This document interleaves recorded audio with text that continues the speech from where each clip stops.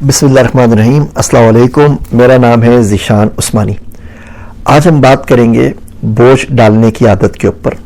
बहुत से लोग हमारे माशरे में जैसे उनको कोई उंगली पकड़ाता है पूरा हाथ पकड़ लेते हैं और ये कोई अच्छी बात नहीं होती। देखिए, अपने हिस्से का काम खुद करना चाहिए। मुत्तकी आदमी वो होता है जो अपना बोझ खुद उठाए, किसी और को ना बोले। आप किसी घर के ऊपर मेहमान बनकर जाते हैं और वो आपकी खिदमत कर रहा है, कुछ काम कर रहा है। अब इन टाइम पे आप बोलेंगे यार मेरे सर में भी दर्द हो रहा है, फटाफट मुझे हॉस्पिटल लेके जाओ। भले अपनी ज़िंदगी में अपने घर में कभी हॉस्पिटल नहीं जाएंगे, अपने घर में आप होंगे तो आप डिस्प्रिन खा के सो जाएंगे। लेकिन आप क्योंकि किसी मेहमान के ऊपर हैं, वो बेचारा आपका बोझ उठा रहा है, आपका काम कर रहा है, तो आपने उसको चक्की में पीस देना है। आप बोलेंगे यार कोई बंदा बताओ ना, मेरा पासपोर्ट भी बनवा दो, कोई बंदा बताओ ना मेरा ये काम भी करवा दे। अच्छा, जो मेरी बहन है ना उसके साथ ये मसला है, अच्छा भाई के साथ ये मसला है, अच्छा खाला के साथ ये मसला है, अच्छा ये भी काम कर दो, ये भी काम कर दो, ये भी काम कर दो। उस बंदे को 100 कामों की लिस्ट पकड़ा देंगे कि अपनी दुनिया में सारे काम छोड़ के आपकी मेहमान नवाजी भी करे और आपकी ज़िंदगी के सारे प्रॉब्लम भी सॉल्व करे। जो काम खुदा के हैं वो खुदा को करने दीजिए, वो बंदों से एक्सपेक्ट ना करेगा, सारे काम आपके कर देंगे। आप रेस्टोरेंट में चलते हुए जा रहे हैं, आप वैसे जाते हैं, अपने हिस्से का खाना खुद खाते हैं, लेकिन अगर कोई बंदा आपको मिल गया, रेस्टोरेंट में कोई बंदा मिल गया, अब आप जाके उसके पास बैठ जाएंगे। आप बोलेंगे जी वो खा रहे हैं, आप भी खिलाएं, और बिल भी देने में अपना हाथ आगे नहीं बढ़ाएंगे, बल्कि पूरी कोशिश करेंगे कि बिल भी आपको वही भर दे।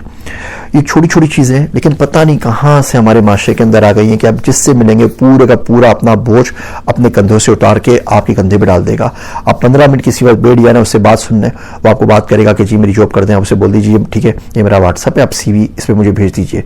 अगले दिन व्हाट्सअप के ऊपर उसके मेडिकल बिल्स आ रहे होंगे, उसके बाद उसका गैस का बिल आ रहा होगा, फिर उसका बिजली का बिल आ रहा होगा, फिर बाकी में होंगे। मांगने में भी थोड़ी सी हया आनी चाहिए। आप बिल्कुल ना बारिश की तरह मांगना शुरू कर देते हैं, एक के बाद एक, एक के बाद एक के बाद एक के बाद एक। अब जो एक बंदा है जो आपके साथ कर रहा है, भलाई कर रहा है, वो अच्छा बंदा है, वो किसी और के साथ भी भलाई कर रहा होगा, वो तीसरे आदमी के साथ भी कर रहा होगा। अगर हर बंदे के पास से उसको 100 कामों की लिस्ट मिल जाएगी तो आप खुद सोचना वो बेचारा बंदा कहाँ जाएगा, वो फिर अपने काम कैसे करेगा।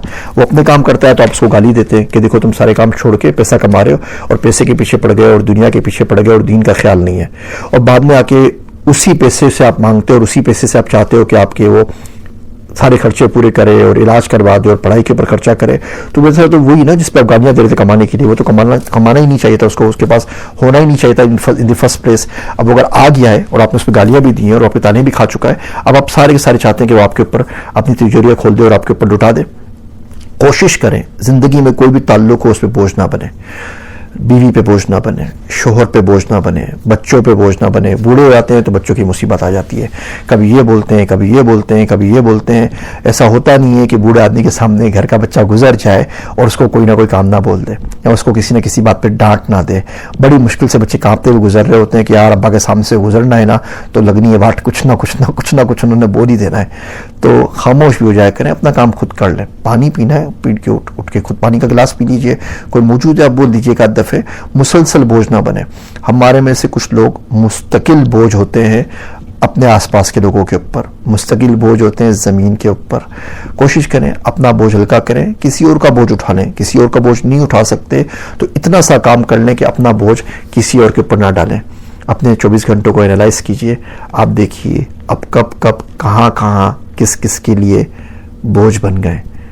उम्मीद करता हूँ इससे आपकी ज़िंदगी बेहतर होगी और आपके आसपास लोगों की ज़िंदगी भी कुछ ना कुछ बेहतर हो सकेगी।